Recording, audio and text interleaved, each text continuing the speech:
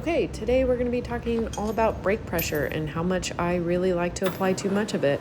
As always, my lessons I am willing to share with you guys. I'm sure most of you probably already know this, but for those that don't, please listen in and let's get into it. When I crashed back in March, I was driving Jeff Turk's Blackbird, the Challenger, and it's no secret to anyone who's been following me, but I locked up the brakes and it was a very hard lesson learned. But when you're running out of track and your brain says stop, an excuse is an excuse, but I stopped very quickly.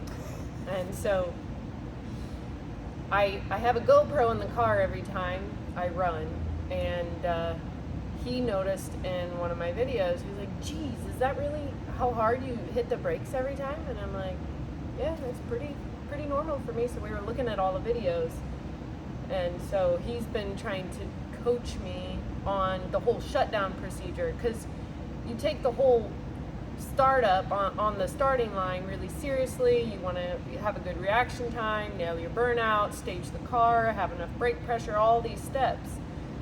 But then shutdown is just as important, which I think I knew, but I didn't treat it as routine and as seriously as I was starting line procedure. I was so relieved the run was over, and I was on this adrenaline high. So I think I also historically pull the parachute handle really hard. Just everything's very aggressive. So he was telling me to ease up, basically.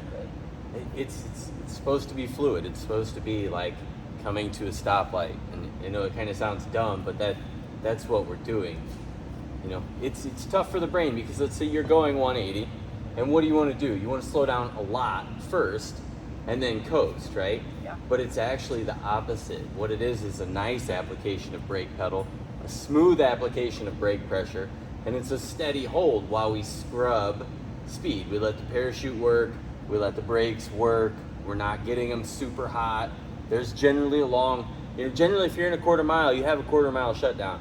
Some tracks are less, but there's enough for these cars. And we see a lot of in-car videos where drivers, they got their foot on here and the other one's back here. I don't know why, but when you launch on the two-step, you pull your foot up, you're holding it up here, and then when it's time to stop, we're boom, right back down. We hit the brake pedal so hard, we're looking for it to dent the floorboard.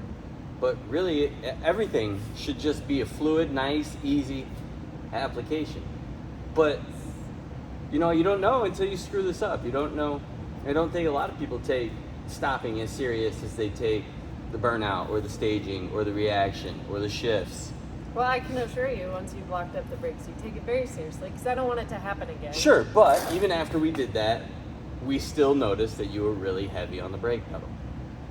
Oh, for sure. For several events after my crash, he didn't catch on until he was watching. Because usually when I post an in-car video of my run, I just do it quickly from the time I lift my foot off the brake and go to me pulling the parachute. I don't think I really show me hitting the brakes as much. And so when he finally saw the full video, that's when he was like, okay, here's what we're gonna do. And so Strange, I called them, I told them kind of what we were looking at, and this is my old rotor here, and he said it has great evidence of heat. It has good heat, but what we can't see is that it's warped, right? It's not true. And so it's warped about 1/8 of an inch. And so when you hit the brake pedal, the rotor goes da da da da da da da, right? And I can feel that. So that's what we're feeling. And so the pads already, we don't have a ton of runs on the car. If we're going in auto terms, they measure 8 millimeters. These are at about 5, a good 4. So we're already through half pad life on a nice, strange, organic brake pad. Let me just show you. So it's time. It is time. So, when you have warped rotors, you could use these pads. This is absolutely true. There's going to be a lot of people saying I'm getting rid of good pads. I'm not. I'm going to save them in the event we need an emergency set of pads and don't have something with us. But with new rotors, I like to do new pads, and Strange actually sent us the gold pad, which is a more aggressive material. We have them in there right now, and we just ran them at Martin, Michigan, and I was practicing. This was my first event and testing where for the first time I was really focused on soft brake pressure. And when I'm in the car buckled in, I can't see my gauges, and so, but I kind of messed with the car before I took off when the power's on to see when I You couldn't see the brake pressure gauge, right? Because Yeah. we have one so that she can see how many. Yeah. Right. Because when I took the car testing, I had found that it easily 350 to 400 pounds of brake pressure can stop this car from 179 to 0. Maybe not with fresh pads. It was a little tough at start, Right. but by the very last run, I finally felt it like kick in, and he said easy on the brakes up until pretty much I'm getting ready to come off, and then I can safely apply more pressure. He was just pretty much coaching me to scrub the speed initially, and then I could apply more to stop the car. Right. Which did help. Right. It We use helped, a and it lot of went the great. track. Yeah. We want to go from 180 to 90 on Yeah. minimal brake pressure. Now at 90 we can maybe apply more, and then we're down to the 60, and then we get, so it's the opposite of what you'd think. We're not hitting it all at once, right, when we're going 180, because, I mean, you got to think about it. There's only 2 lanes. You lock them up at 180. There's not many places you could really go, right? It's ping pong. That is what it is. Yeah. We don't want to do that. No, I don't.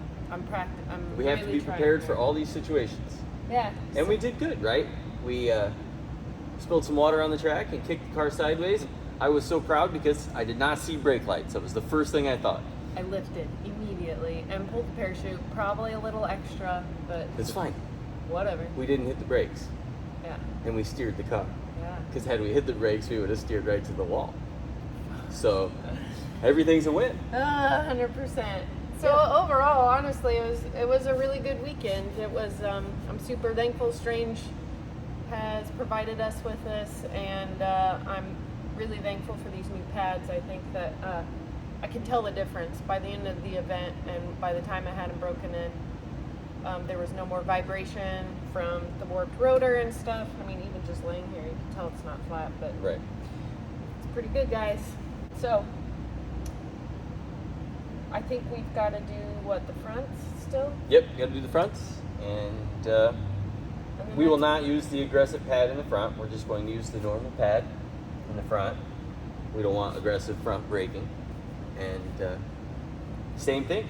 Once you put these hats on, it's the nice thing about these Rotors is that you can just take this off and put a new one on, right? And you don't have to get a new hat every time. It's held in by a snap ring. But due to the heat and the way the metal works, once you put them on, they get pretty tight. They're kind of loose. You have to hit the old ones off. You put the new ones on. You put your new snap ring in the back. You make sure it's stuck in all the grooves. And it does feel a little loose. And then you go out and run the car, and the metal heats up, fits perfectly. It's really nice. It's a nice, easy way to replace those. So this time we're not going to hit the whole color spectrum on our Rotors. We're going to try to keep them nice and easy. We're waiting on the engine to get back. Pretty much the plan between now and U.S. Nationals is engine is at Tony Bischoff's at BES Racing Engines, and Dustin will go to the dyno. They're going to work on getting dual plugs. We have yet to prove to be successful to get that to work with the Hull Tech, right? And once we do, we'll bring it back, we'll go test, and then it's time to go racing. It is happening fast. Yeah. So an engine refresh and some car maintenance, and we're good to go.